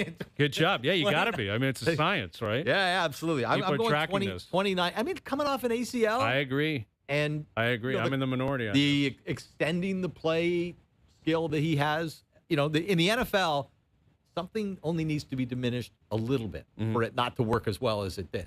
Now, I lean towards your thinking, and I'll get to my number in a minute. What I will say is the narrative is going to be there for him, and it is generally a narrative-driven award. Obviously, you need to back up with the stats, but comes back from injury and looks great. People downplay the weapons, and they still have a great offense. Yeah. Then he's going to win it. Yeah. Basically, it actually sets up well for him to take advantage of. Part of how Josh Allen got it 2 years ago. Exactly. It's who's he throwing to, and what do you want out of this guy? It does set up that way, but I think with the injury and a very difficult division, very tough division, Tough schedule, I'm going to say 28%. I'm going to be just under you, Naylor. There's so many good quarterbacks in the league, and you have to afford the opportunity of a Saquon Barkley type season where someone else gets into the top 3, maybe doesn't win it, but that never happens. But it does. If you accumulate you get, let's say Myles Garrett has 24 sacks this year or something. Yeah. That could be narrative. And then it's like, hey, look what he's doing. And they win 14 or 15 games. He may not win it, but they'll be like, hey, since Lawrence Taylor, no one's won it before. How about Jahmyr Gibbs not splitting carries with David Montgomery? There's another one. Yeah. There's one, right? Exactly. 24 years old, right? I think he's the most dynamic back in the league right now. But if you're doing Jerry's percentage on what are the odds that a non-quarterback gets into the top 3, it's low. I'm down to single digits. It can't happen, though. I'm down to single digits. It can't happen. All right. What about this one? The Pittsburgh Steelers make the playoffs. Aaron Rodgers just basically stuffs it to Anthony Fauci and drags the Steelers all the way. Oh, you got to go to the Fauci. I was going to say something nice, like he's reunited with his family. He's got it. Yeah, that is true, which is very good to see. Very good to see. And I'm joking about that, but he's pretty outspoken, in case you're wondering. I know. He does say a lot. The Steelers put out their own clarification of that. Oh, did they? Yeah. Did okay, because he was on with McAfee. That's always great when you need cliff notes afterwards when the guy goes on a radio show. What did he say? Yeah. Great. But I know he's really focused on football right now down there in Pitt. But they were a playoff team last year, right? They made the playoffs. Division winner. They got Mike McCarthy. It wasn't a great division last year, but still, I think 10 wins got you there. Where do you stand? What's your mini Jerry's on the Steelers and Rodgers in the playoffs? I'm going to go 42% they're in. I mean, the Steelers are kind of locked into the middle. And the thing is, they're locked into one more year of Aaron Rodgers, right? And the one thing I wonder about it, if this season starts to go the wrong direction, could we see them just tell Aaron to take a seat? Man, can you imagine? You got to tell him to leave the building if you do that. Yeah, I mean, like you basically got to kick him. Can't do it. You can't do it. You got to. But if you're playing for your future, and the Steelers are 3-8, why are you playing Aaron Rodgers at the end of the season? You better find out what you have behind him, right? I would agree. But Will Howard. Why do you have Mike McCarthy there if you think you're going to be 3-8? That is more. I don't think they're going to be. I I just say in the scenario that it goes off the rails, I don't know why you would play Aaron Rodgers. I think if they're 3-8, he's probably hurt anyways. Yeah. Right? I don't think. Probably. I think with a healthy, alert Aaron Rodgers, they're not going to be 3-8. No. I said I think 40. What I say 42% playoff team. Yeah. I mean, listen, T.J. Watt wasn't very good last year. No, that's a concern. Like, are his wheels falling off? Because if he can't be a top 5 rusher in the league, that drastically changes that defense. That's a great point. Yeah. Puts a lot of pressure on the offense. Puts a lot of pressure on Aaron Rodgers because that's always what it was, right? Like the defense would pull their weight. Oh yeah, just go out offense there and does enough. Just be good enough. Yeah. Look, I'm going to go a little higher. I'd go 49 on this. I think it's basically a 50-50, and I'm going to lean toward probably get a little disappointed. Yeah, I'm fairly low on this too. I'm curious, can Baltimore regroup? A new coach. And Cincinnati, if Burrow plays the whole season. Exactly. And then again, they got Dexter Lawrence on their defense now. Defense has been an afterthought in Cincinnati through the entire Joe Burrow era. Mm-hmm. And now suddenly it's not. So that's what I'm wondering. And only one team made the playoffs out of that division, right? And there's some good teams in the AFC. I wouldn't be shocked if it is you got to win the division to get in. 33%, because I think it's a 3-horse. Now, you as a Packer guy, are you at all excited about this reunion of McCarthy and Rodgers, or is this just... Listen, they won a Super Bowl together. I'm very curious. I have nothing but good things to say about both. Yeah. McCarthy took a lot of heat in Dallas, and they had some very good seasons there with really Mike good McCarthy. Seasons, he's a good coach. Yeah. He's a good, capable coach. I think if you're a Steeler fan and you're relying on them to turn the clocks back, that's clearly not going to happen. McCarthy's more capable of doing it than Rodgers. Coaches don't lose their fastball at 62 compared to 47 or whatever. But, listen, they won. You never take that away from them. Home playoff game last night. Exactly. Yeah, they went on the road and they just kept winning. Yeah. All right, let's mix in a CFL. Speaking of the home team, Argos back home tomorrow night. Mini Jerry's, the Argos represent the East in the Grey Cup. Ooh, I'm going to go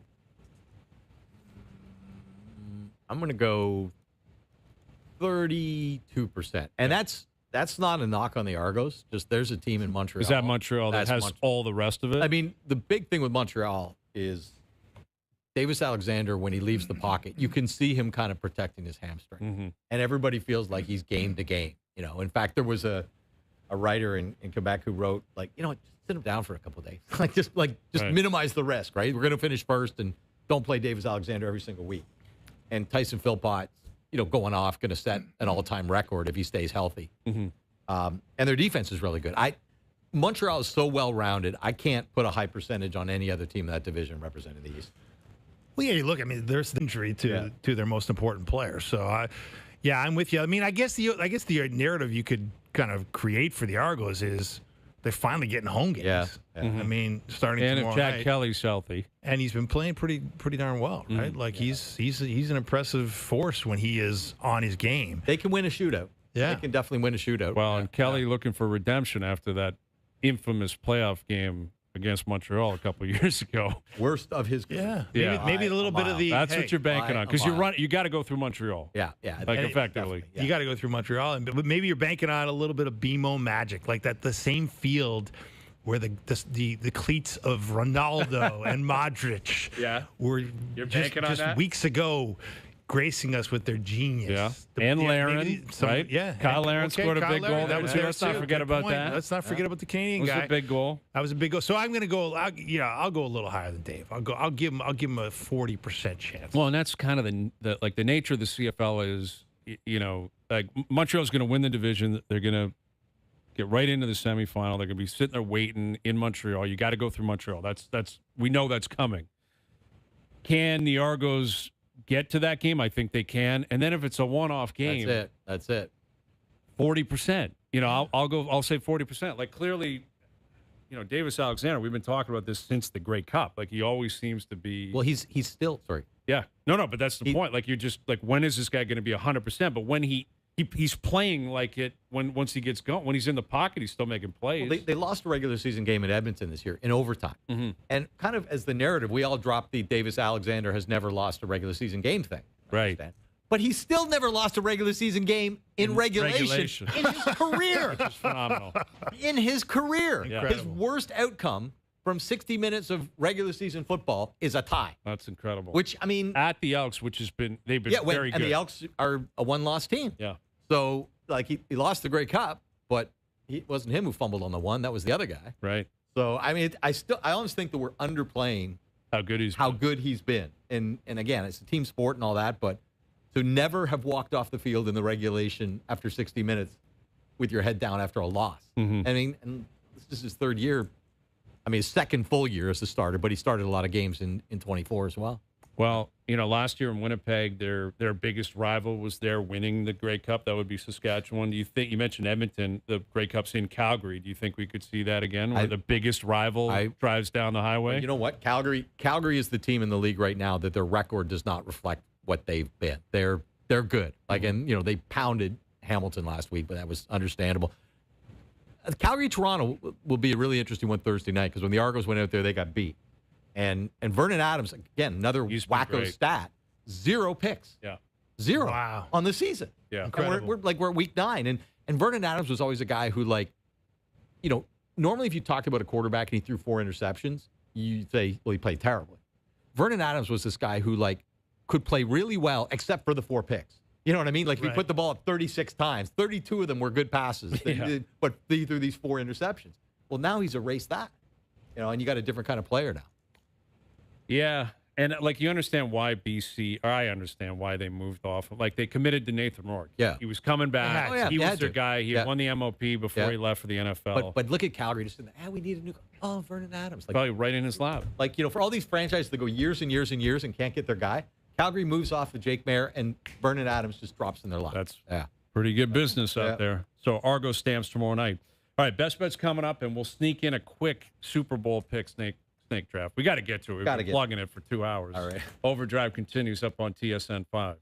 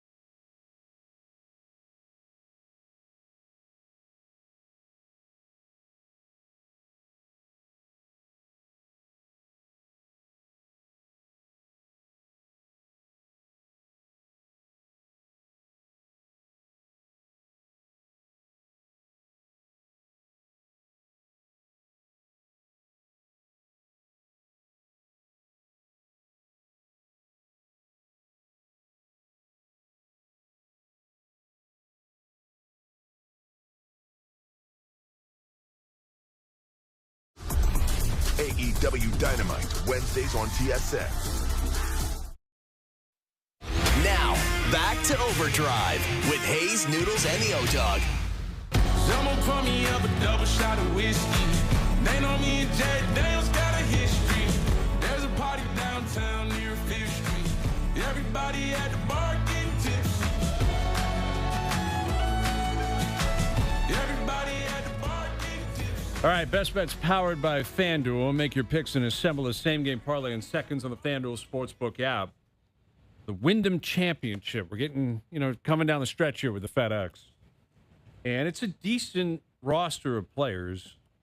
Trying to find an outright winner, it's tough to do because Scotty's not there. McIlroy just doesn't play until he gets basically to the Tour Championship. But I don't generally love to take the chalk and like the best player or the shortest odds. But Cameron Young has been right there sniffing another win. He started the year so well.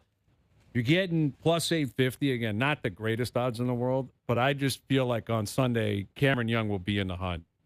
And I wouldn't be surprised at all if he won this tournament, at all. I think he's the best player in the field. He's been just right around everything, from the Open Championship, the Masters he was in. The last couple of weeks, he's been right there. I'm going to put a little sprinkle on Cam Young. Okay. Pulling out a win here at the Wyndham Championship. Best Bets powered by FanDuel. Same-game parlays available for every PGA Tour event on the FanDuel Sportsbook app. Please play responsibly. 19+, physically located in Ontario. All right, let's get to this Super Bowl prediction draft. Okay, we did our quarterbacks last hour. We went through 3 rounds. Let's do 2 rounds here because you get into the weeds, you start getting a team 7, 8, 9. Someone's going to pick the Browns or something. Surprise! Yeah, we're just going to get kind of ridiculous here. But why don't we go Chuck, Naylor, Hayes, and then we'll snake it back. All right, Dave? We'll give you the first pick. Oh, thank you. I have a feeling I know who you're going to take. I mean, I have to take this team. It's like they feel like the super team of the century. Like they're like at plus 500 to win the Super Bowl, which is hard to get to. The L.A. Rams, plus 500. Rams. Aaron Donald was in camp today, just hanging out. He's coming back. Yeah. They're going to have Myles Garrett, Aaron Donald, and the reigning MVP of the league. I mean, yeah, it's a pretty nice combination. It really is. It feels like a super team, which is tough to do in a salary cap in the NFL. Is. Yeah. Like Myles Garrett with Aaron Donald on the same defensive line. Imagine a shaky offensive line against those guys. They're going to be some ugly games this year. Yeah. Involving that defensive line. Right. Oh, no question. Like crazy. Because who do you double? You can't double both of them. That's the thing. Who do you double team? I guess Garrett until Donald proves he's back. But if he's back, you've got to shift inside and stop him. You have to. Like, in every sport, there's like a team that just always goes for it, and everybody else is jealous. Like the Rams are that team in football, right? Vegas Golden Knights are that team in hockey. Yep. Like it just feels like they're operating without a salary cap. That's right. All the time. They trade first-round picks all the time. Yeah. That never happens. Yeah. Like they're like, yeah, we'll bring a veteran in for a first-round pick. Yeah. Okay, they get Trent McDuffie in there now too. It's scary, man. It's a workplace safety issue for opposing quarterbacks. Absolutely right. All right, Rams with the first pick. I think that's understandable. Dave, you're on the board here. This is where it gets interesting. I'm going to go with the team that was in the AFC Championship game last year and had to play with Jarrett Stidham at quarterback. Oh, you're going Denver. I'm going Denver. They don't really have or didn't really have an elite number 1 receiver, and now they do. Jalen Waddle is in Denver. Not having taking passes from Tua anymore. No. He's going to be a happy man. He's going to be a happy man. It's going to elevate Bo Nix. The defense, is already more than good enough. Still got a young team. Sean Payton. I mean, like I said, you can't. I think there's a good chance they would have won the AFC Championship game. Yeah, I totally agree. Yeah, if they have Bo Nix. So I'm going to go Broncos with my first pick. Yeah, I think that's reasonable. I think they're probably the favorite in the AFC. The Bills are the favorite in the AFC, bro. In Vegas and on FanDuel, they are. Do you think they're better than Denver? Look, I'm taking the Bills. Let me point that out. Bills, but I think Denver's a better team 1 through 50. Well, they beat them. Look, I'm going to give them they beat them. Okay, they beat them in the game that mattered. And last Sean year. Payton, I'm taking over Joe Brady right now as the head coach. Well, that's the X factor here. Yeah. You got some Denver influence Joe on Brady. the Buffalo team, right? The defensive coordinator Jim Leonard just came Just from came over. Denver. Pete Carmichael, who has the title of offensive coordinator, even though he's not going to be calling plays, just came from Denver. Okay. So I'm taking the Bills, though. Yeah. I'm taking the Bills because their division, New England, I think, will still be a good team. Like, I think they're still going to be a good team, but it's going to be, they got to prove, year two, much tougher schedule.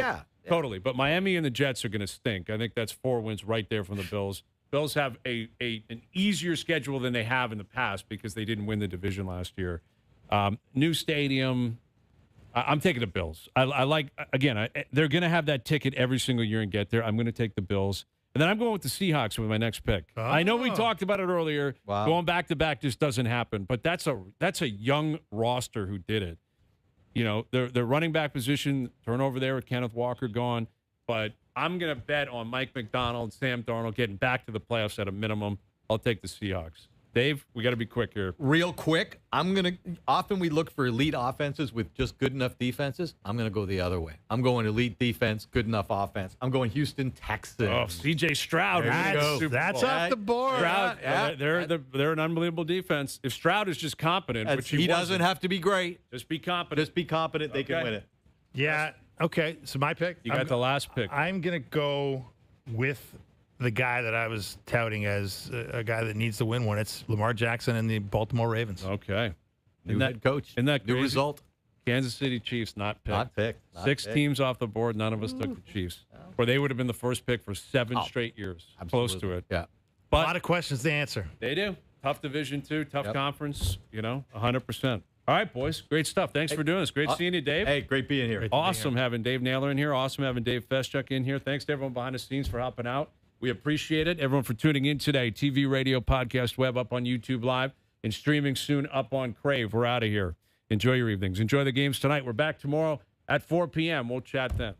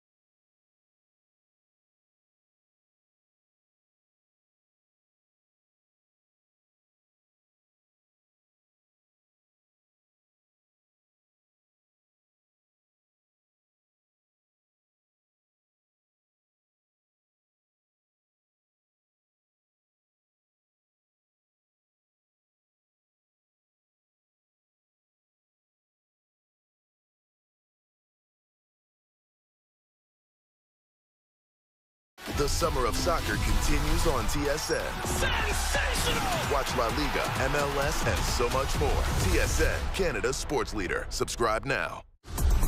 AEW Dynamite, Wednesdays on TSN.